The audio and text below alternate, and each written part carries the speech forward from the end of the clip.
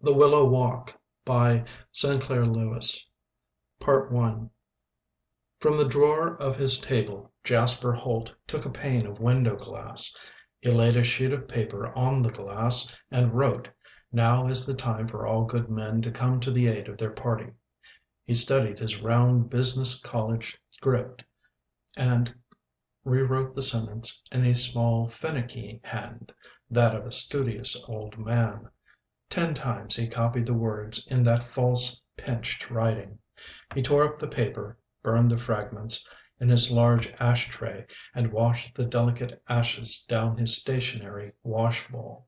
He replaced the pane of glass in the drawer, tapping it with satisfaction. A glass underlay does not retain an impression.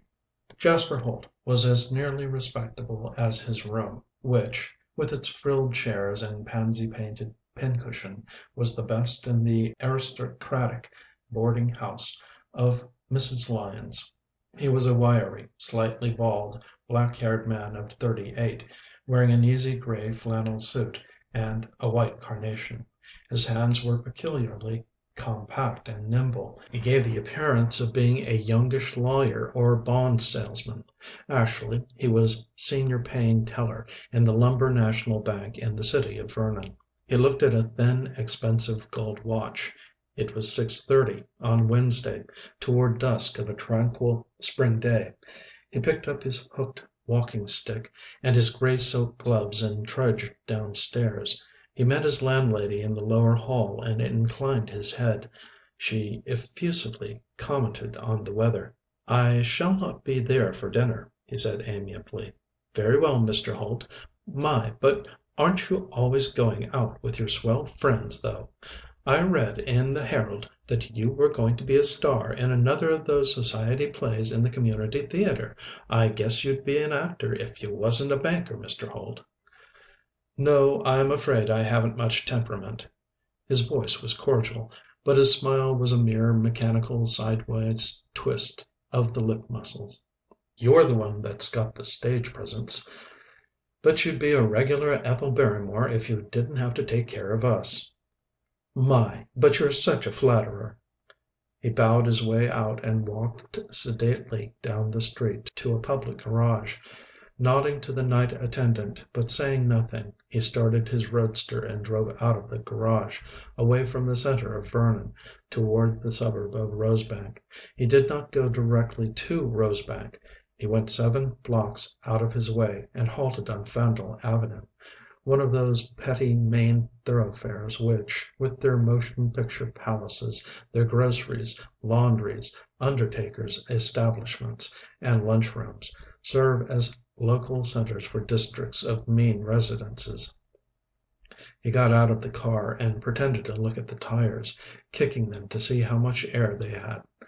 While he did so he covertly looked up and down the street.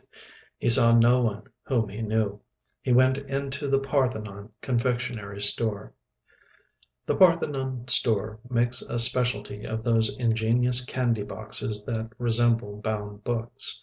The back of the box is of imitation leather, with a stamping simulating the title of a novel.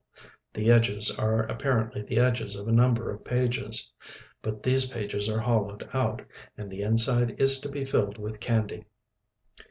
Jasper gazed at the collection of book boxes and chose the two whose titles had the nearest approach to dignity, "Sweets to the Sweet," and "The Lady's Delight." He asked the Greek clerk to fill these with the less expensive grade of mixed chocolates and to wrap them. From the candy shop he went to the drug store that carried an assortment of reprinted novels, and from these picked out two of the same sentimental type as the titles on the book-like boxes. These also he had wrapped. He strolled out of the drug store, slipped into a lunchroom, got a lettuce sandwich, doughnuts, and a cup of coffee at the greasy marble counter, took them to a chair with a table arm in the dim rear of the lunchroom, and hastily devoured them. As he came out and returned to his car, he again glanced along the street. He fancied that he knew a man who was approaching. He could not be sure. From the breast up the man seemed familiar, as did the customers of the bank, whom he viewed through the wicket of the teller's window. When he saw them in the street he could never be sure of them. It seemed extraordinary to find that these persons, who to him were nothing but faces with attached arms that held out checks and received money, could walk about, had legs and a gait and a manner of their own. He walked to the curb and stared up at the cornice of one of the stores, puckering his lips, giving an impersonation of a man inspecting a building. With the corner of an eye he followed the approaching man. The man ducked his head as he neared, and greeted him. "Hello, Brother Teller." Jasper seemed startled, gave the "Oh, how are you?" of sudden recognition, and mumbled, "Looking after a little bank property." The man passed on. Jasper got into his car and drove back to the street that would take him out to the suburb of Rosebank. As he left Faneuil Avenue he peered at his watch. It was 5 minutes to 7. At a quarter past 7 he passed through the main street of Rosebank and turned into a lane that was but little changed since the time when it had been a country road. A few jerry-built villas of freckled paint did shoulder upon it, but for the most part it ran through swamps spotted with willow groves, the spongy ground covered with scatterings of dry leaves and bark. Opening on this lane was a dim, rutted, grassy private road which disappeared into one of the willow groves. Jasper sharply swung his car between the crumbly gate-posts and along on the bumpy private road. He made an abrupt turn, came in sight of an unpainted shed, and shot the car into it without cutting down his speed, so that he almost hit the back of the shed with his front fenders. He shut off the engine, climbed out quickly, and ran back toward the gate. From the shield of the bank of alder bushes he peered out. Two clattering women were going down the public road. They stared in through the gate and half halted. "That's where the Hermit lives," said one of them. "Oh, you mean the one that's writing a religious book and never comes out till evening? Some kind of preacher?"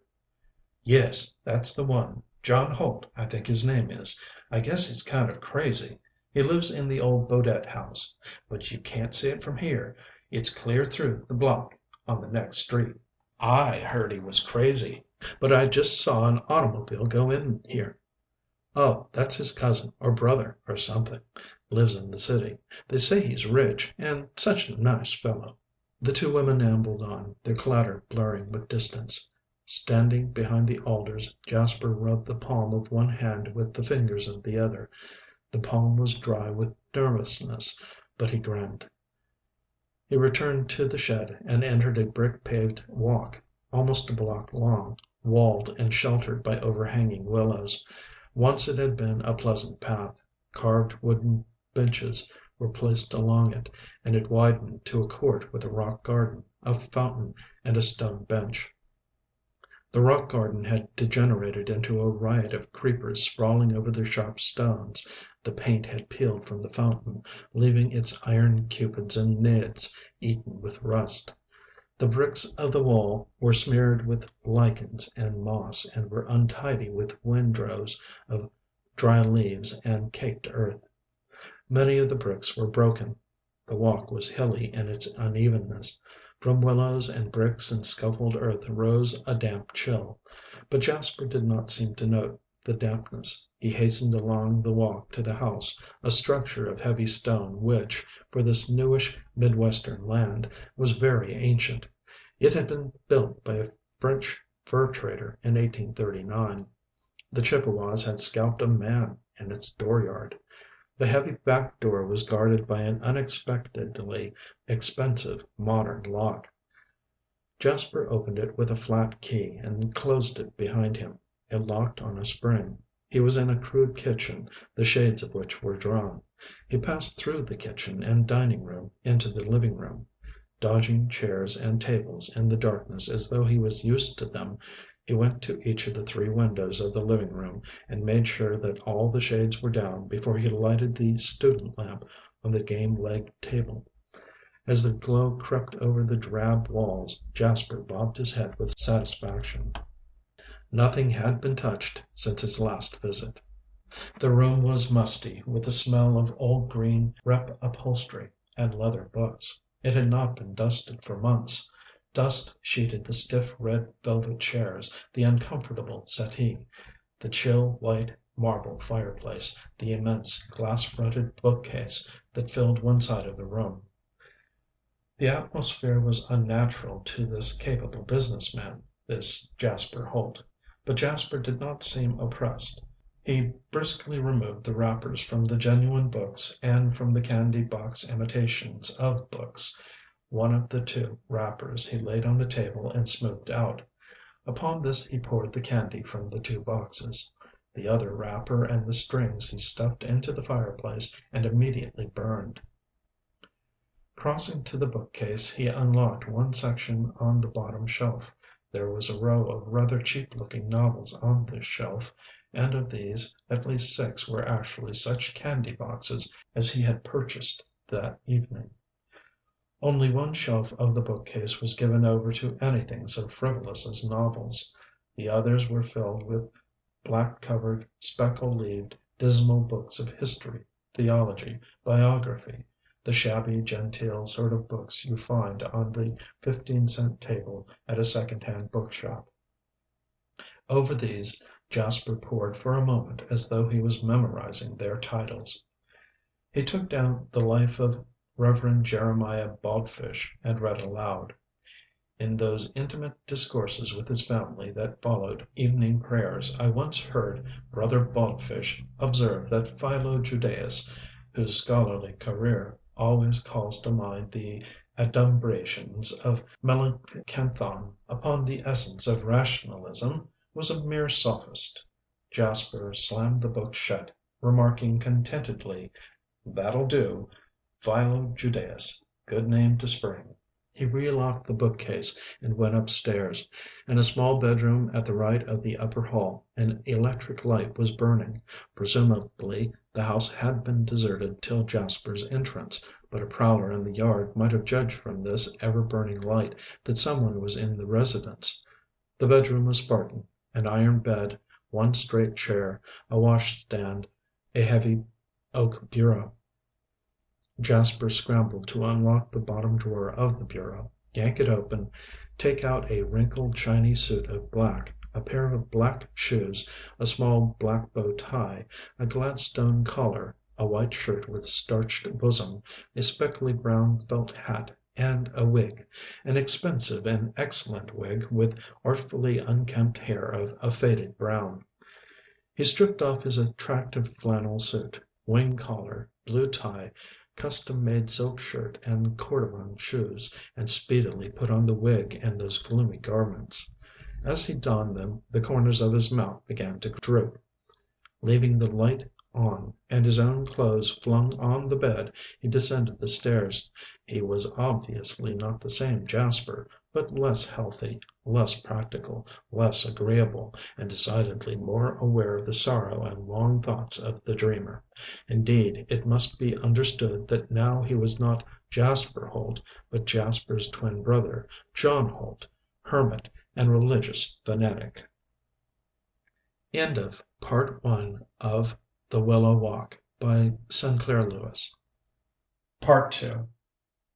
John Holt, twin brother of Jasper Holt, the bank teller, rubbed his eyes as though he had for hours been absorbed in study, and crawled through the living room, through the tiny hall to the front door. He opened it, picked up a couple of circulars that the postman had dropped through the letter slot in the door, went out and locked the door behind him. He was facing a narrow front yard, neater than the Willow Walk at the back, on a suburban street more populous than the straggly back lane. A street arc illuminated the yard and showed that a card was tacked on the door. John touched the card, snapped it with a nail of his finger to make sure it was securely tacked. In that light he could not read it, but he knew that it was inscribed in a small, finicky hand: "Agents kindly do not disturb. Bell will not be answered. Occupant of the house engaged in literary work."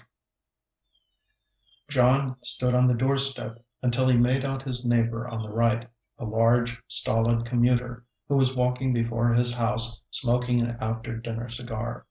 John poked to the fence and sniffed at a spray of lilac blossoms till the neighbor called over, "Nice evening." "Yes, it seems to be pleasant."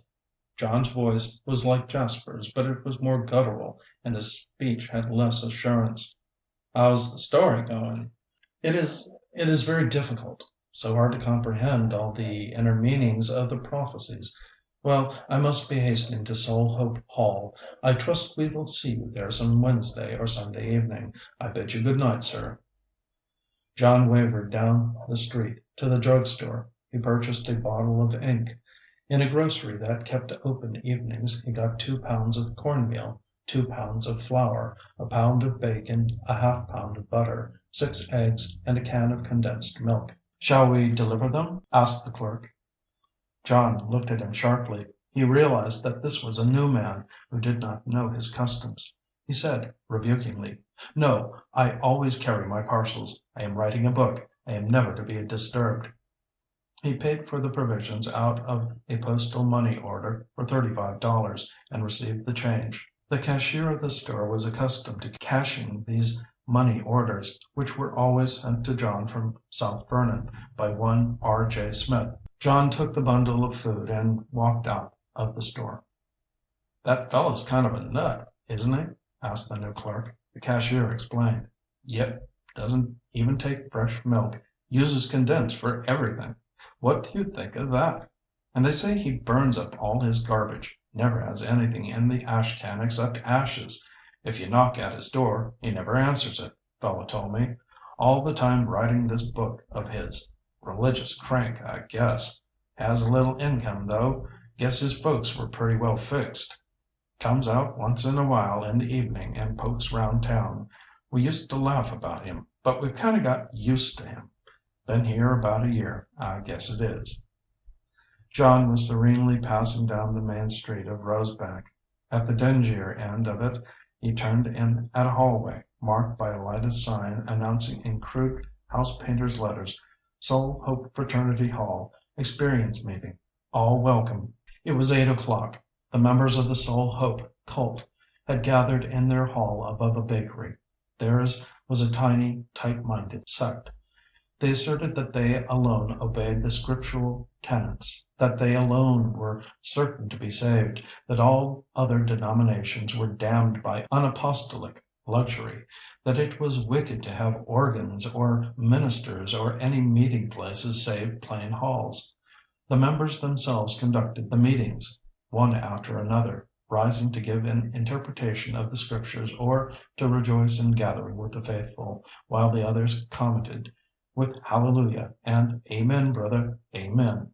They were plainly dressed, not overfed, somewhat elderly, and a rather happy congregation. The most honored of them all was John Holt. John had come to Rosebank only 11 months before.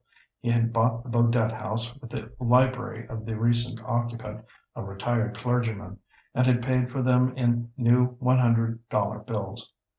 Already he had a great credit in the Soul Hope cult. It appeared that he spent almost all his time at home, praying and reading and writing a book. The Soul Hope fraternity was excited about the book. They had begged him to read it to them. So far he had only read a few pages, consisting mostly of quotations from ancient treatises on the prophecies. Nearly every Sunday and Wednesday evening he appeared at the meeting and in a halting and scholarly way lectured on the world and the flesh. Tonight he spoke polysyllabically of the fact that one Willow, Judaeus, had been a mere sophist. The cult were none too clear as to what either a Philo-Judaeus or a sophist might be, but with heads all nodding in a row, they murmured, "You're right, brother. Hallelujah." John glided into a sad, earnest discourse on his worldly brother Jasper, and informed them of his struggles with Jasper's itch for money. By his request, the fraternity prayed for Jasper. The meeting was over at 9. John shook hands all round with the elders of the congregation, sighing, "Fine meeting tonight, wasn't it? Such a free outpouring of the Spirit." He welcomed a new member, a servant girl just come from Seattle. Carrying his groceries and the bottle of ink, he poked down the stairs from the hall at 7 minutes after 9. At 16 minutes after 9, John was stripping off his brown wig and the funereal clothes in his bedroom. At 28 after, John Holt had become Jasper Holt, the capable teller of the Lumber National Bank. Jasper Holt left the light burning in his brother's bedroom. He rushed downstairs, tried the fastening on the front door, bolted it, made sure that all the windows were fastened, picked up the bundle of groceries and the pile of candies that he had removed from the book-like candy boxes, blew out the light in the living room, and ran down the Willow walk to his car. He threw the groceries and candy into it, backed the car out as though he was accustomed to backing in this bough-scattered yard, and drove along the lonely road at the rear. When he was passing a swamp, he reached down, picked up the bundle of candies, and, steering with one hand, removed the wrapping paper with the other hand and hurled out the candies.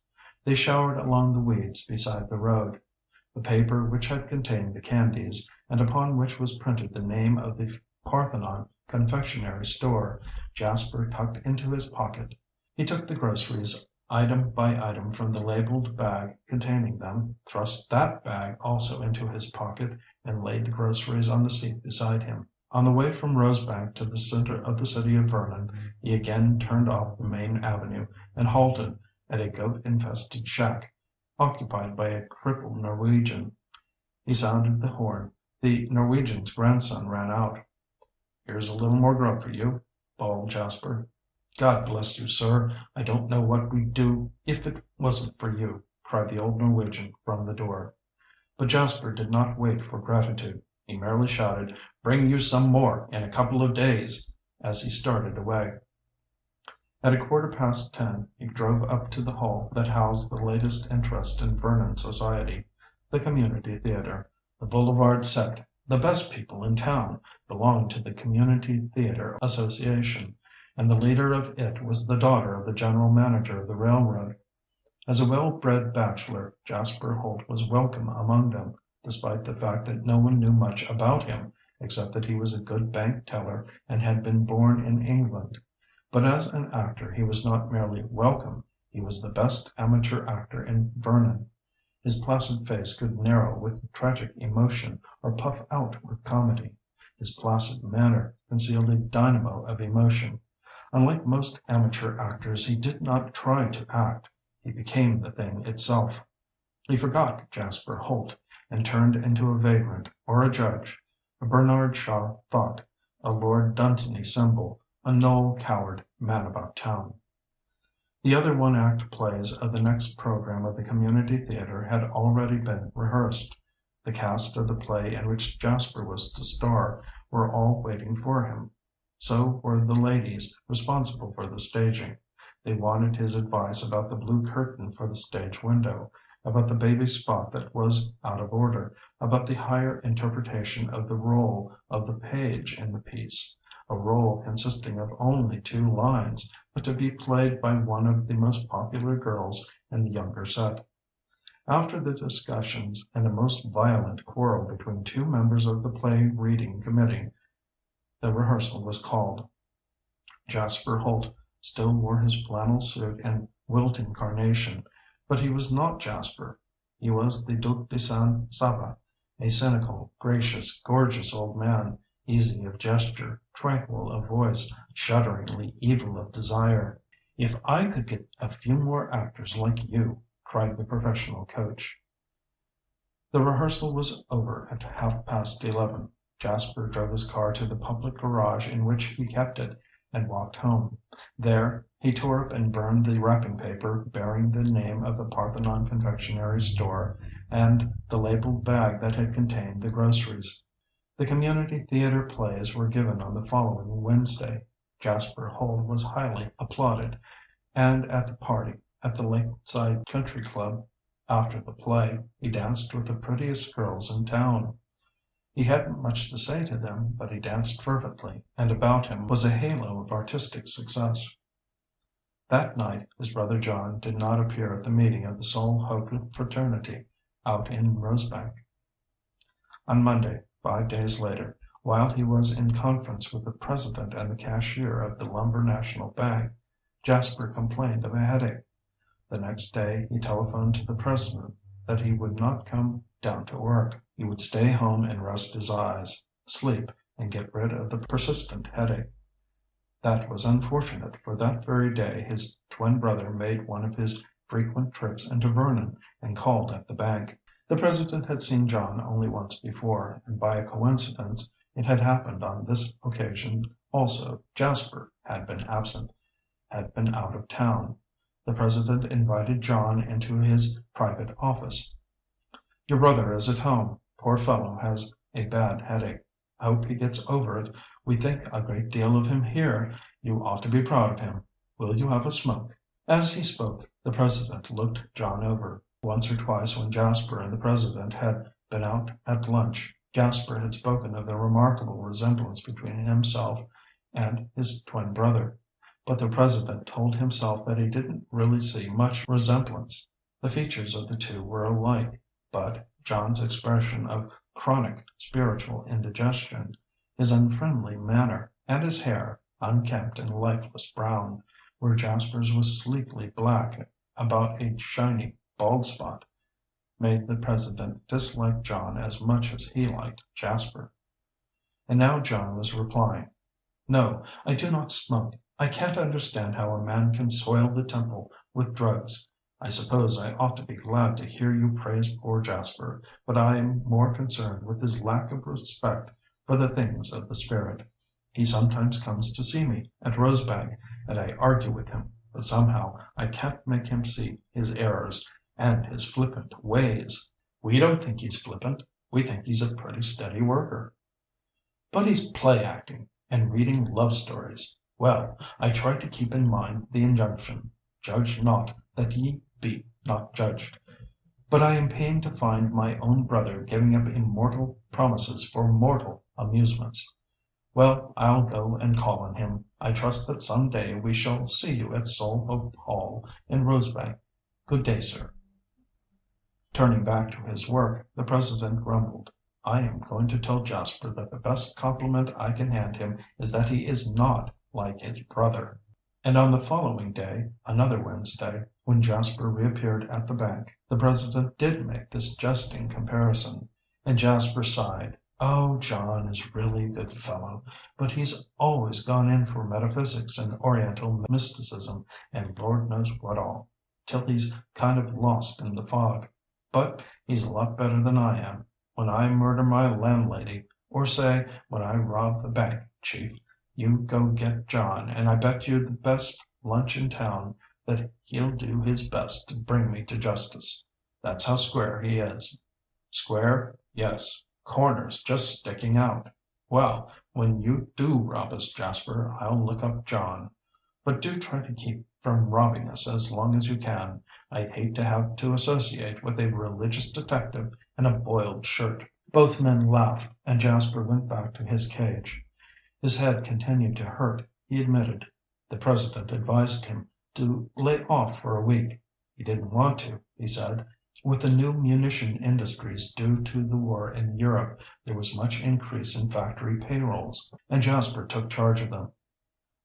"Better take a week off than get ill," argued the president late that afternoon. Jasper did let himself be persuaded to go away for at least a week end. He would run up north to Wakeman Lake the coming Friday, he said. He would get some black bass fishing and be back on Monday or Tuesday. Before he went he would make up the payrolls for the Saturday payments and turn them over to the other teller. The president thanked him for his faithfulness, and, as was his not infrequent custom, invited Jasper to his house for the evening of the next day, Thursday. That Wednesday evening Jasper's brother John appeared at the Soul Hope meeting in Rosebank. When he had gone home and magically turned back into Jasper, this Jasper did not return the wig and garments of John to the bureau, but packed them in a suitcase, took the suitcase to his room in Vernon, and locked it in his wardrobe. Jasper was amiable at dinner at the president's house on Thursday, but he was rather silent, and as his head still throbbed, he left the house early, at 9:30. Sedately carrying his gray silk gloves in one hand and pompously swinging his stick with the other, he walked from the president's house on the fashionable boulevard back to the center of Vernon. He entered the public garage in which he stored his car. He commented to the night attendant, "Headaches. Guess I'll take the bus out and get some fresh air." He drove away at not more than 15 miles an hour. He headed south. When he had reached the outskirts of the city, he speeded up to a consistent 25 miles an hour. He settled down in his seat with the unmoving steadiness of the long-distance driver, his body quiet except for the tiny, subtle movements of his foot on the accelerator, of his hand on the steering wheel, his right hand across the wheel, holding it at the top, his left elbow resting easily on the cushioned edge of his seat, and his left hand merely touching the wheel. He drove down in that southern direction for 15 miles, almost to the town of Wanaguchi. Then by a rather poor side road he turned sharply to the north and west and, making a huge circle about the city, drove toward the town of Sinclair. The suburb of Rosebank, in which his brother John lived, is also north of Vernon. These directions were of some importance to him. Wanaguchi, 18 miles south of the mother city of Vernon; Rosebank, on the other hand, 8 miles north of Vernon; and Sinclair, 20 miles north, about as far north of Vernon as Wanaguchi is south. On his way to Sinclair, at a point that was only 2 miles from Rosebank, Jasper ran the car off the main road into a grove of oaks and maples and stopped it on a long unused woodland road. He stiffly got out and walked through the woods up a rise of ground to a cliff overlooking a swampy lake. The gravelly farther bank of the cliff rose perpendicularly from the edge of the water. In that wan light, distilled by stars and the earth, he made out the reedy expanse of the lake. It was so muddy, so tangled with sedge grass, that it was never used for swimming, and as its inhabitants were only slimy bullheads, few people ever tried to fish there. Jasper stood, reflective. He was remembering the story of the farmer's team which had run away, dashed over this cliff, and sunk out of sight in the mud bottom of the lake. Swishing his stick, he outlined an imaginary road from the top of the cliff back to the sheltered place where his car was standing. Once he hacked away with a large pocket-knife a mass of knotted hazel bushes which blocked that projected road. When he had traced the road to his car, he smiled. He walked to the edge of the woods and looked up and down the main highway. A car was approaching. He waited till it had passed, ran back to his own car, backed it out on the highway, and went on his northward course toward St. Clair, driving about 30 miles an hour. On the edge of St. Clair he halted, took out his kit of tools, unscrewed a spark plug, and sharply tapping the plug on the engine block, deliberately cracked the porcelain jacket. He screwed the plug in again and started the car. It bucked and spit, missing on one cylinder with the short-circuited plug. "I guess there must be something wrong with the ignition," he said cheerfully. He managed to run the car into a garage in St. Clair. There was no one in the garage save an old negro, the night washer, who was busy over a limousine with sponge and hose. "Got a night repair man here?" asked Jasper. "No, sir. Guess you'll have to leave it till morning." "Hang it! Something gone wrong with the carburetor of the ignition. Well, I'll have to leave it then. Tell him. Say, will you be here in the morning when the repairman comes on?" "Yes, sir." "Well, tell him I must have the car by tomorrow noon. No, say by tomorrow at 9. Now, don't forget. This will help your memory." He gave a quarter to the negro, who grinned and shouted, "Yes, sir, that'll help my memory a lot." As he tied a storage tag on the car, the negro inquired, "Name?" My name? Oh, Hanson. Remember now. Ready about 9 tomorrow." Jasper walked to the railroad station. It was 10 minutes of 1. Jasper did not ask the night operator about the next train into Vernon. Apparently he knew that there was a train stopping here at St. Clair at 1:37. He did not sit in the waiting room, but in the darkness outside, on a truck behind the baggage room. When the train came in, he slipped into the last seat of the last car and with his soft hat over his eyes either slept or appeared to sleep. When he reached Vernon he got off and came to the garage in which he regularly kept his car. He stepped inside. The night attendant was drowsing in a large wooden chair tilted back against the wall in the narrow runway which formed the entrance to the garage. Jasper jovially shouted to the attendant. "Certainly ran into some hard luck. Ignition went wrong. I guess it was the ignition. Had to leave the car down at Wanaguchi." "Hard luck, all right," assented the attendant. "Yump. So I left it at Wanaguchi," Jasper emphasized as he passed on. He had been inexact in this statement. It was not at Wanaguchi, which is south, but at Sinclair, which is north, that he had left his car. He had returned to his boarding house, slept beautifully, hummed in his morning shower bath.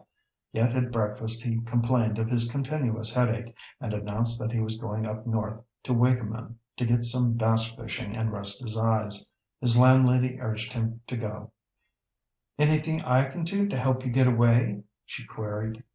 "No, thanks. I'm just taking a couple of suitcases with some old clothes and some fishing tackle. Fact, I have 'em all packed already. I'll probably take the noon train north if I can get away from the bank. Pretty busy now with these payrolls for the factories that have war contracts for the Allies. What's it say in the paper this morning?" Jasper arrived at the bank carrying the two suitcases and a neat, polite, rolled silk umbrella, the silver top of which was engraved with his name. The doorman, who was also the bank guard, helped him to carry the suitcases inside. "Careful of that bag. Got my fishing tackle in it," said Jasper to the doorman, apropos of one of the suitcases which was heavy but apparently not packed full. "Well, I think I'll run up to Wakeman today and catch a few bass." "Wish I could go along, sir. How is the head this morning? Does it still ache?" asked the doorman. "Rather better, but my eyes still feel pretty rocky. Guess I've been using them too much. Say, Connors, I'll try to catch the train north at 11:07. Better have a taxicab here for me at 11. Or no, I'll let you know a little before 11. Try to catch the 11:07 north for Wakeman." "Very well, sir." The president, the cashier, the chief clerk, all asked Jasper how he felt, and to all of them he repeated the statement that he had been using his eyes too much, and that he would catch a few bass at Wakamin. The other paying teller, from his cage next to that of Jasper, called heartily through the steel netting. "Pretty soft for some people. You wait. I'm going to have the hay fever this summer, and I'll go fishing for a month." Jasper placed the two suitcases and the umbrella in his cage, and leaving the other teller to pay out current money, he himself made up the payrolls for the next day, Saturday. He casually went into the vault, a narrow, unimpressive, unaired cell with a hard linoleum floor, one unshaded electric bulb, and a back wall composed entirely of steel doors of safes, all painted a sickly blue, very unimpressive, but guarding several millions of dollars in cash and securities. The upper doors, hung on large steel arms and each provided with two dials, could be opened only by two officers of the bank, each knowing one of the two combinations. Below these were smaller doors, one of which Jasper could open, as teller. It was the door of an insignificant steel box, which contained $117,000 in bills and $4,000 in gold and silver. Jasper passed back and forth, carrying bundles of currency. In his cage he was working less than 3 feet from the other teller, who was divided from him only by the bands of the steel netting. While he worked he exchanged a few words with this other teller. Once, as he counted up $19,000, he commented, "Big payroll for the Henschel Wagon Works this week. They're making gun carriages and truck bodies for the Allies, I understand." "Uh-huh," said the other teller, not much interested. Mechanically, unobtrusively going on about his ordinary routine of business, Jasper counted out bills to amounts agreeing with the items on a typed schedule of the payrolls. Apparently his eyes never lifted from his counting and from the type schedule which lay before him. The bundles of bills he made into packages, fastening each with a paper band. Each bundle he seemed to drop into a small black leather bag which he held beside him. But he did not actually drop the money into these payroll bags. Both the suitcases at his feet were closed and presumably fastened, but one was not fastened, and though it was heavy, it contained nothing but a lump of pig iron. From time to time Jasper's hand, holding a bundle of bills, dropped to his side. With a slight movement of his foot he opened that suitcase and the bills slipped from his hand down into it. The bottom part of the cage was a solid sheet of stamped steel, and from the front of the bag no one could see this suspicious gesture. The other teller could have seen it, but Jasper dropped the bills only when the other teller was busy talking to a customer or when his back was turned. In order to delay for such a favorable moment, Jasper frequently counted packages of bills twice, rubbing his eyes as though they hurt him. After each of these secret disposals of packages of bills, Jasper made much of dropping into the payroll bags the rolls of coin for which the schedule called. It was while he was tossing these blue-wrapped cylinders of coin into the bags that he would chat with the other teller. Then he would lock up the bags and gravely place them at one side. Jasper was so slow in making up the payrolls that it was 5 minutes of 11 before he finished. He called the doorman to the cage and suggested, "Better call my taxi now." He still had one bag to fill. He could plainly be seen dropping packages of money into it, while he instructed the assistant teller, "I'll stick all the bags in my safe and you can transfer them to yours. Be sure to lock my safe. Lord, I better hurry or I'll miss my train. Be back Tuesday morning at latest. So long. Take care of yourself." He hastened to pile the payroll bags into his safe in the vault. The safe was almost filled with them, and except for the last one, not one of the bags contained anything except a few rolls of coin. Though he had told the other teller to lock his safe, he himself twirled the combination, which was thoughtless of him, as the assistant manager would now have to wait and get the president to unlock it. He picked up his umbrella and 2 suitcases, bending over one of the cases for not more than 10 seconds, waving good-bye to the cashier at his desk down front, and hurrying so fast that the doorman did not have a chance to help him carry the suitcases. He rushed through the bank, through the door, into the waiting taxicab, and loudly enough for the doorman to hear, he cried to the driver, "M&D station." At the M&D railroad station, refusing offers of redcaps to carry his bags, he bought a ticket for Wakamin, which is a lake resort town 140 miles northwest of Vernon, hence 120 beyond St. Clair. He had just time to get aboard the 11:7 train. He did not take a share car, but sat in a day coach near the rear door. He unscrewed the silver top of his umbrella, on which was engraved his name, and dropped it into his pocket. When the train reached St. Clair, Jasper strolled out to the vestibule, carrying the suitcases but leaving the topless umbrella behind. His face was blank, uninterested. As the train started, he dropped down on the station platform and gravely walked away. For a second the light of adventure crossed his face and vanished. At the garage at which he had left his car on the evening before, he asked the foreman, "Did you get my car fixed? Mercury roadster, ignition on the bum?" "Nope. Couple of jobs ahead of it. Haven't had time to touch it yet. Ought to get at it early this afternoon." Jasper curled his tongue round his lips in startled vexation. He dropped his suitcases on the floor of the garage and stood thinking, his bent forefinger against his lower lip. Then, "Well, I guess I can get her to go. Sorry, can't wait. Got to make the next town," he grumbled. "Lot of you traveling salesmen making your territory by motor now, Mr. Hanson," said the foreman civilly, glancing at the storage check on Jasper's car. "Yep, I can make a good many more than I could by train." He paid for overnight storage without complaining, though since his car had not been repaired, this charge was unjust. In fact, he was altogether prosaic and inconspicuous. He thrust the suitcases into the car and drove away, the motor spitting. At another garage he bought another spark plug and screwed it in. When he went on, the motor had ceased spitting. He drove out of Sinclair, back in the direction of Vernon, and of Rosebank, where his brother lived.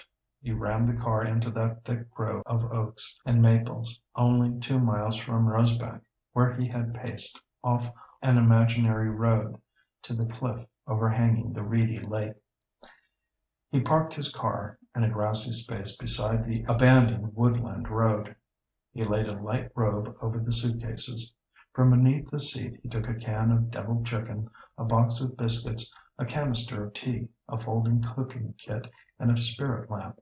These he spread on the grass. A picnic lunch. He sat beside that lunch for 7 minutes, past 1 in the afternoon, till dark.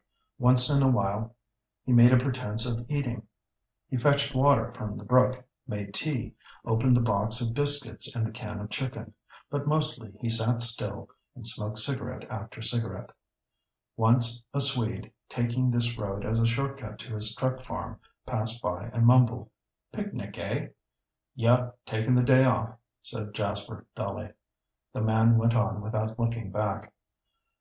At dusk Jasper finished a cigarette down to the tip, crushed out the light and made the cryptic remark, "That's probably Jasper Holt's last smoke. I don't suppose you can smoke, John, damn you." He hid the 2 suitcases in the bushes, piled the remains of the lunch into the car, took down the top of the car, and crept down to the main road. No one was in sight. He returned. He snatched a hammer and a chisel from his tool kit, and with a few savage cracks he so defaced the number of the car stamped on the engine block that it could not be made out.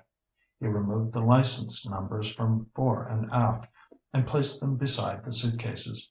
Then, when there was just enough light to see the bushes as cloudy masses, he started the car, drove through the woods and up the incline to the top of the cliff, and halted, leaving the engine running. Between the car and the edge of the cliff which overhung the lake there was a space of about 130 feet, fairly level and covered with straggly red clover. Jasper paced off this distance, returned to the car, took his seat in a nervous, tentative way, and put her into gear, starting on second speed and slamming her into third. The car bolted toward the edge of the cliff. He instantly swung out on the running board. Standing there, heading directly toward the sharp drop over the cliff, steering with his left hand on the wheel, he shoved the hand throttle up, up, up with his right. He safely leapt down from the running board. Of itself, the car rushed forward, roaring. It shot over the edge of the cliff. It soared 20 feet out into the air as though it were a thick-bodied aeroplane. It turned over and over, with a sickening drop toward the lake. The water splashed up in a tremendous, noisy circle. Then silence. In the twilight, the surface of the lake shone like milk. There was no sign of the car on the surface. The concentric rings died away. The lake was secret and sinister and still. "Lord!" ejaculated Jasper, standing on the cliff. Then, "Well, they won't find that for a couple of years anyway." He turned to the suitcases. Squatting beside them, he took from one the wig and black garments of John Holt. He stripped, put on the clothes of John, and packed those of Jasper in the bag. With the cases and the motor license plates he walked towards Rosebank, keeping in various groves of maples and willows till he was within half a mile of the town. He reached the stone house at the end of the willow walk, and sneaked in the back way. He burned Jasper Holt's clothes in the grate, melted down the license plates in the stove, and between 2 rocks he smashed Jasper's expensive watch and fountain pen into an unpleasant mass of junk, which he dropped into the cistern for rain water. The silver head of the umbrella he scratched with the chisel till the engraved name was indistinguishable. He unlocked a section of the bookcase, and taking a number of packages of bills in denominations of $1, $5, $10, and $20 from one of the suitcases, he packed them into those empty candy boxes which, on the shelves, looked so much like books. As he stored them he counted the bills. They came to $97,535. The two suitcases were new. There were no distinguishing marks on them, but taking them out to the kitchen, he kicked them, rubbed them with lumps of blacking, ravelled their edges and cut their sides, till they gave the appearance of having been long and badly used in travelling. He took them upstairs and tossed them up into the low attic. In his bedroom he undressed calmly. Once he laughed. "I despise those pretentious fools. Bank officers and cops. I'm beyond their fool law. No one can catch me. It would take me myself to do that." He got into bed. With a vexed "Hang it," he mused. "I suppose John would pray, no matter how chilly the floor was." He got out of bed, and from the inscrutable Lord of the universe he sought forgiveness.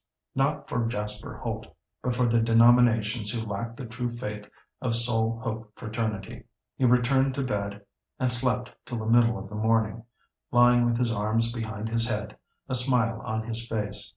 Thus did Jasper Holt, without the mysterious pangs of death, yet cease to exist, and thus did John Holt come into being not merely as an apparition glimpsed on Sunday and Wednesday evenings, but as a being living 24 hours a day, 7 days a week.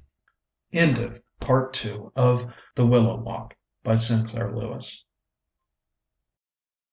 Part 3 of The Willow Walk by Sinclair Lewis.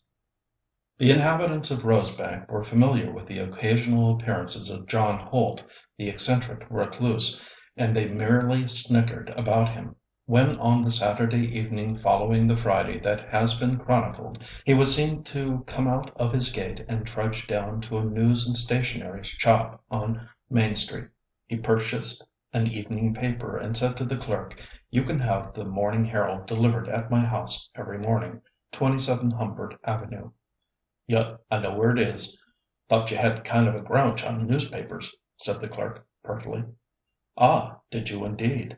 The Herald, every morning, please. I will pay a month in advance," was all John Holt said, but he looked directly at the clerk, and the man cringed. John attended the meeting of the Soul Hope Fraternity the next evening, Sunday, but he was not seen on the streets again for 2½ days. There was no news of the disappearance of Jasper Holt till the following Wednesday, when the whole thing came out in a violent, small city, front page story headed "Paying Teller Social Favorite Makes Getaway." The paper stated that Jasper Holt had been missing for 4 days, and that the officers of the bank, at first denying that there was anything wrong with his accounts, had admitted that he was short $100,000. 200,000, said one report. He had purchased a ticket for Wakamin, this state, on Friday, and a trainman, a customer of the bank, had noticed him on the train, but he had apparently never arrived at Wakamin. A woman asserted that on Friday afternoon she had seen Holt driving an automobile between Vernon and St. Clair. This appearance near St. Clair was supposed to be merely a blind, however. In fact, our able chief of police had proof that Holt was not headed north in the direction of St. Clair, but south beyond Wanaguchi, probably for Des Moines or St. Louis. It was definitely known that on the previous day Holt had left his car at Wanaguchi, and with their customary thoroughness and promptness, the police were making search at Wanaguchi. The chief had already communicated with the police in cities to the south, and the capture of the man could confidently be expected at any moment. As long as the chief appointed by our popular mayor was in power, it went ill with those who gave even the appearance of wrongdoing. When asked his opinion of the theory that the alleged fugitive had gone north, the chief declared that of course Holt had started in that direction, with the vain hope of throwing pursuers off the scent, but that he had immediately turned south and picked up his car. Though he would not say so definitely, the chief let it be known that he was ready to put his hands on the fellow who had hidden Holt's car at Wanaguchi. When asked if he thought Holt was crazy, the chief laughed and said, "Yes, he's crazy, $200,000 worth. I'm not making any slams, but there's a lot of fellows among our political opponents who would go a whole lot crazier for a whole lot less. The president of the bank, however, was greatly distressed, and strongly declared his belief that Holt, who was a favorite in the most sumptuous residence on the boulevard, besides being well known in local dramatic circles, and who bore the best of reputations in the bank, was temporarily out of his mind, as he had been distressed by pains in the head for some time past. Meantime, the bonding company, which had fully covered the employees of the bank by a joint bond of $200,000, had its detectives working with the police on the case. As soon as he read the paper, John took a trolley into Vernon and called on the president of the bank. John's face drooped with the sorrow of the disgrace. The president received him. John staggered into the room, groaning. "I have just learned in the newspaper of the terrible news about my brother. I have come. We hope it's just a case of aphasia. We're sure he'll turn up all right," insisted the president. "I wish I could believe it, but as I have told you, Jasper is not a good man. He drinks and smokes and play acts and makes a god of stylish clothes." "Good Lord, that's no reason for jumping to the conclusion that he's an embezzler."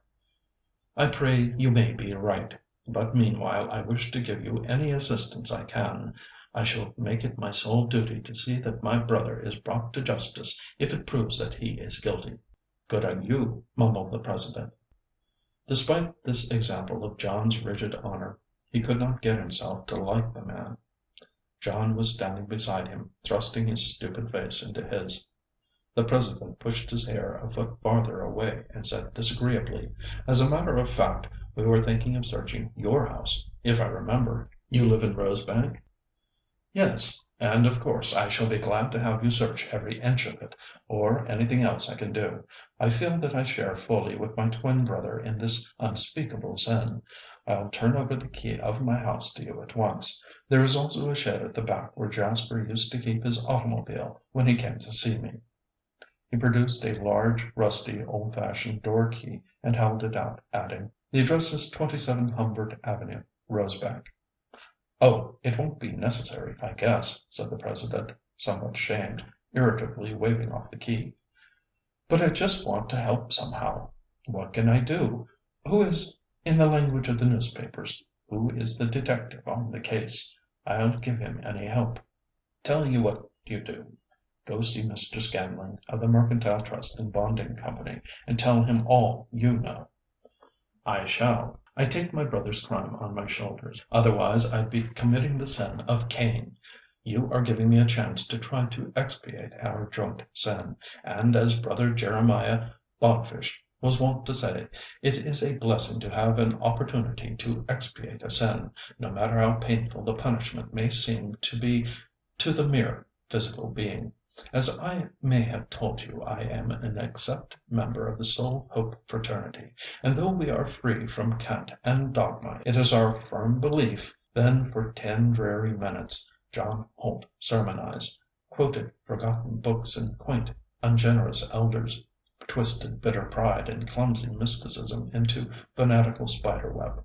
The president was a church-goer, an ardent supporter of missionary funds, for 40 years a pew-holder at St. Simeon's Church, but he was alternately bored to a chill shiver and roused to wrath against this self-righteous zealot.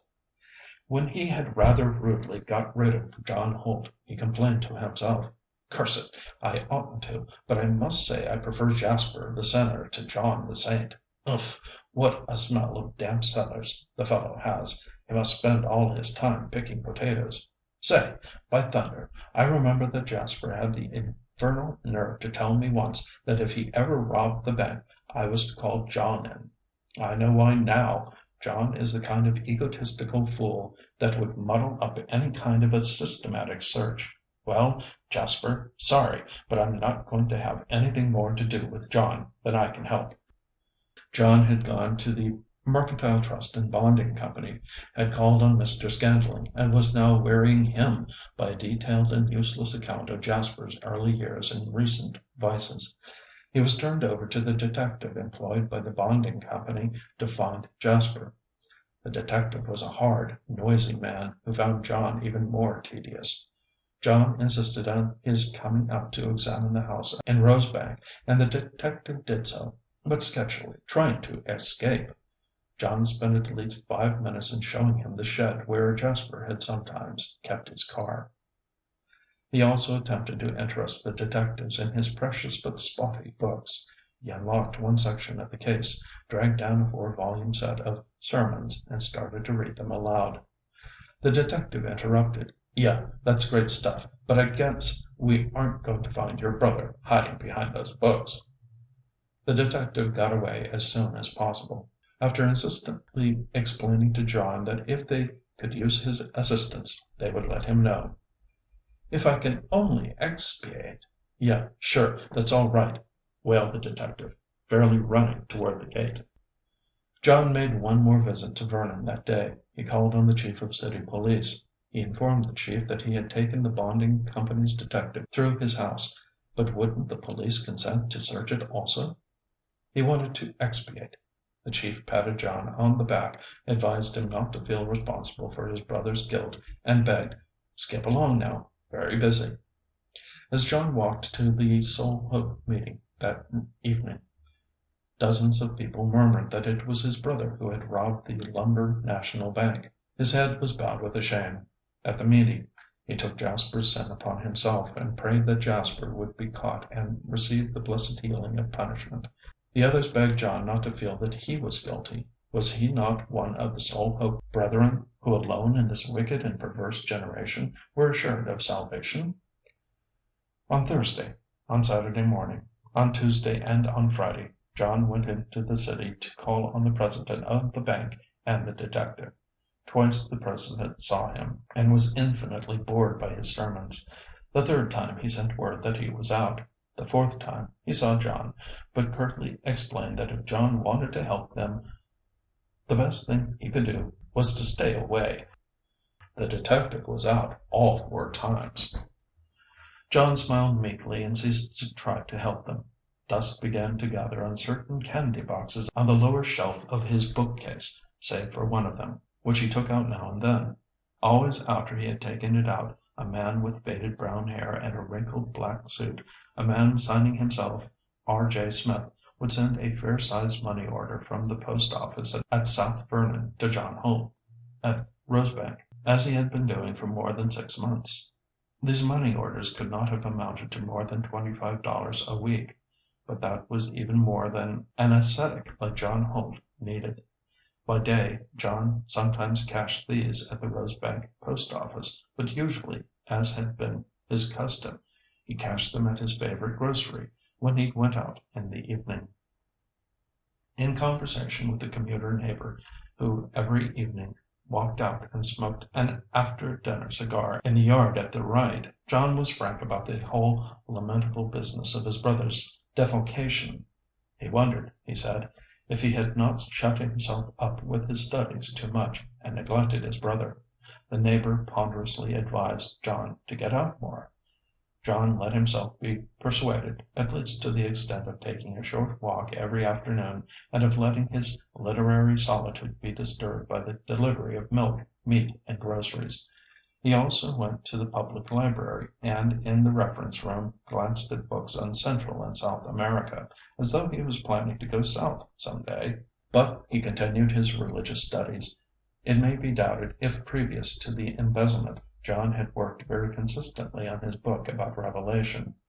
All that the world had ever seen of it was a jumble of quotations from theological authorities. Presumably the crime of his brother shocked him into more concentrated study, more patient writing, for during the year after his brother's disappearance, a year in which the bonding company gradually gave up the search and came to believe that Jasper was dead, John became fanatically absorbed in somewhat nebulous work. The days and nights drifted together in meditation, in which he lost sight of realities, and seemed, through the clouds of the flesh, to see flashes from the towered cities of the spirit. It has been asserted that when Jasper Holt acted a rôle he veritably lived it. No one can ever determine how great an actor was lost in the smug bank teller.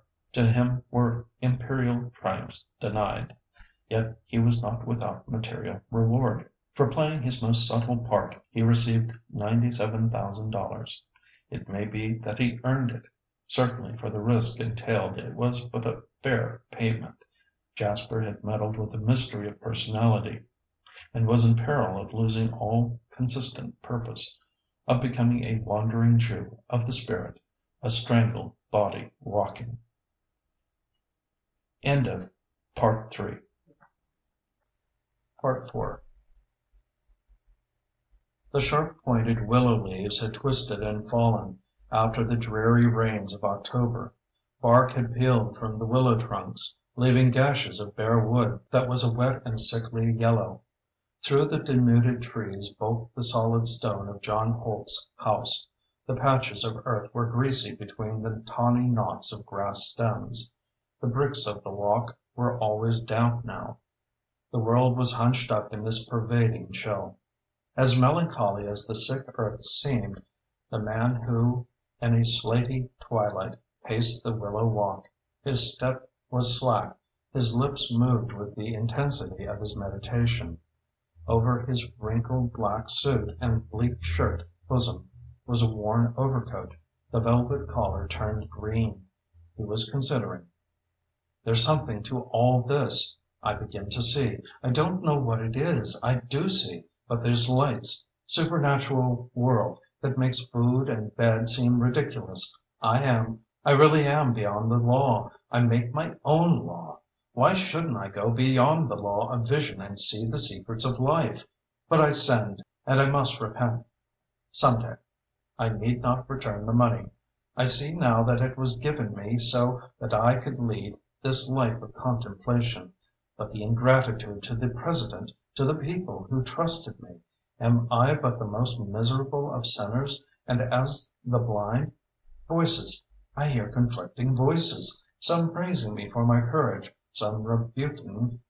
He knelt on the slimy black surface of a wooden bench beneath the willows, and as dusk clothed him round about he prayed. It seemed to him that he prayed not in words but in vast, confusing dreams, the words of a language larger than human tongues. When he had exhausted himself, he slowly entered the house. He locked the door. There was nothing definite of which he was afraid, but he was never comfortable with the door unlocked. By candlelight he prepared his austere supper, dry toast, an egg, cheap green tea with thin milk. As always, as it had happened after every meal, now, for 18 months, he wanted a cigarette when he had eaten, but did not take one. He paced into the living room, and through the long still hours of the evening he read an ancient book, all footnotes and cross-references, about the numerology of the prophetic books, and the number of the beast. He tried to make notes for his own book on Revelation, that scant pile of sheets covered with writing in a small, finicky hand. Thousands of other sheets he had covered. Through whole nights he had written, but always he seemed with tardy pen to be racing after thoughts that he could never quite catch, and most of what he had written he had savagely burned. But some day he would make a masterpiece. He was feeling toward the greatest discovery that mortal men had encountered. Everything, he had determined, was a symbol, not just this holy sign and that, but all physical manifestations. With frightened exultation he tried his new power of divination. The hanging lamp swung tinnily. He ventured, "If the arc of that moving radiance touches the edge of the bookcase, then it will be a sign that I am to go to South America under an entirely new disguise and spend my money." He shuddered. He watched the lamp's unbearably slow swing. The moving light almost touched the bookcase. He gasped. Then it receded. It was a warning, he quaked. Would he never leave this place of brooding and of fear, which he had thought so clever a refuge? He suddenly saw it all. "I ran away and hid in a prison. Man isn't caught by justice. He catches himself." Again he tried. He speculated as to whether the number of pencils on the table was greater or less than 5. If greater, then he had sinned. If less, then he was veritably beyond the law. He began to lift books and papers, looking for pencils. He was coldly sweating with the suspense of the test. Suddenly he cried, "Am I going crazy?" He fled to his prosaic bedroom. He could not sleep. His brain was smoldering with confused inklings of mystic numbers and hidden warnings. He woke from a half sleep, more vision haunted than any waking thought, and cried, "I must go back and confess. But I can't. I can't, when I was too clever for them. I can't go back and let them win. I won't let those fools just sit tight and still catch me." It was a year and a half since Jasper had disappeared. Sometimes it seemed a month and a half, sometimes gray centuries. John's willpower had been shrouded with curious puttering studies, long, heavy breathing sittings with the ouija board on his lap, midnight hours when he had fancied that tables had tapped and crackling coals had spoken. Now that the second autumn of his seclusion was creeping into winter, he was conscious that he had not enough initiative to carry out his plans for going to South America. The summer before he had boasted to himself that he would come out of hiding and go south, leaving such a twisty trail as only he could make. But, oh, it was too much trouble. He hadn't the joy and play acting which had carried his brother Jasper through his preparations for flight. He had killed Jasper Holt, and for a miserable little pile of paper money he had become a moldy recluse. He hated his loneliness, but still more did he hate his only companions, the members of the Soul Hope fraternity, that pious, shrill seamstress, that surly carpenter, that tight-lipped housekeeper, that old shouting man with the unseemly frieze of whiskers. They were so unimaginative. Their meetings were all the same. The same persons rose in the same order and made the same intimate announcements to the deity that they alone were his elect.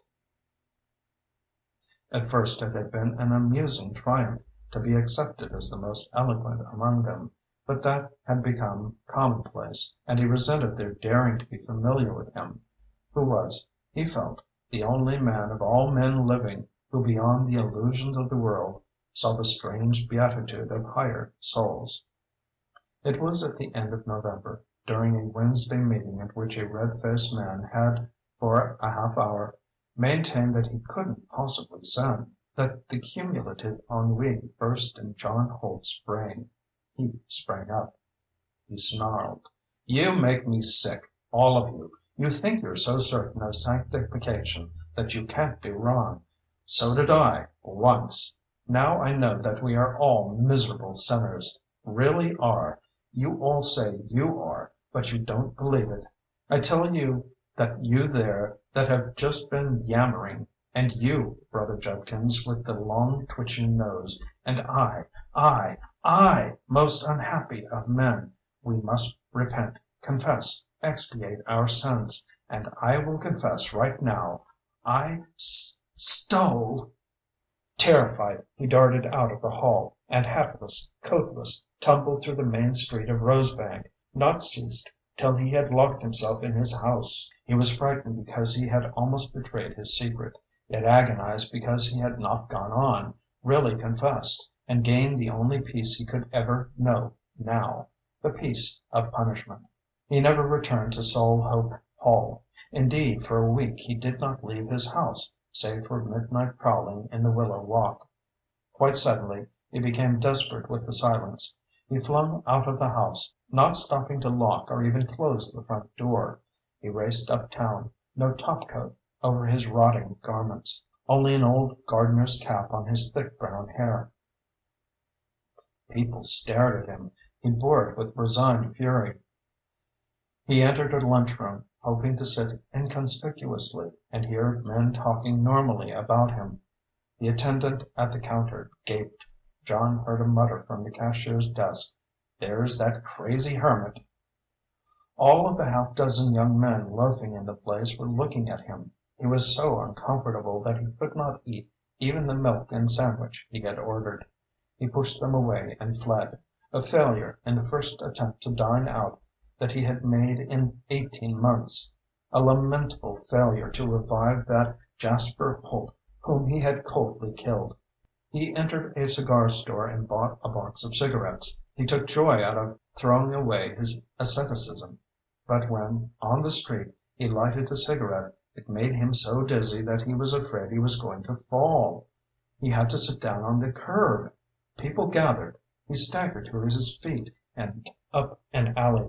For hours he walked, making and discarding the most contradictory plans: to go to the bank and confess, to spend the money riotously and never confess.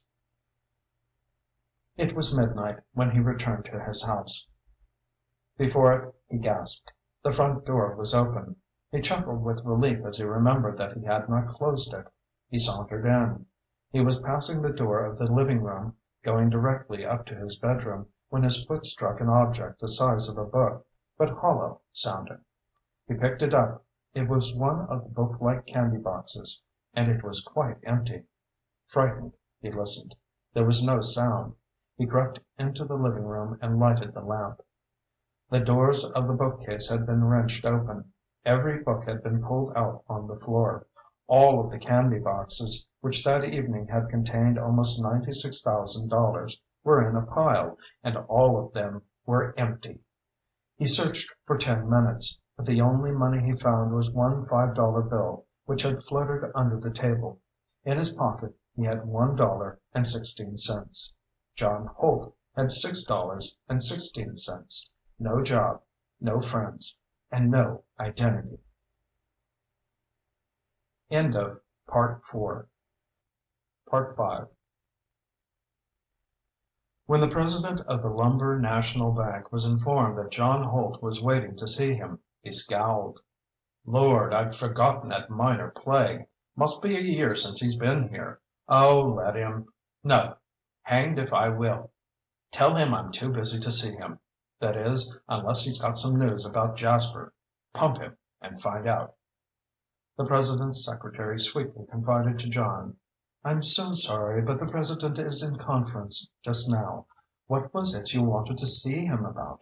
Is there any news about your brother?" "There is not, miss. I am here to see the president on the business of the Lord." "Oh, if that's all, I'm afraid I can't disturb him." "I will wait." Wait he did, through all the morning, through the lunch hour, when the president hastened out past him, then into the afternoon, till the president was unable to work with the thought of that scarecrow out there, and sent for him. "Well, well, what is it this time, John? I'm pretty busy. No news about Jasper, eh?" "No news, sir, but Jasper himself. I am Jasper Holt. His sin is my sin." "Yes, yes, I know all that stuff. Twin brothers, twin souls, share responsibility." "You don't understand. There isn't any twin brother. There isn't any John Holt. I am Jasper. I invented an imaginary brother, and disguised myself. Why, don't you recognize my voice?" While John leaned over the desk, his two hands upon it, and smiled wistfully, the president shook his head and soothed. "No, I'm afraid I don't. Sounds like good old religious John to me. Jasper was a cheerful, efficient sort of crook. Why, his laugh—" "But I can laugh!"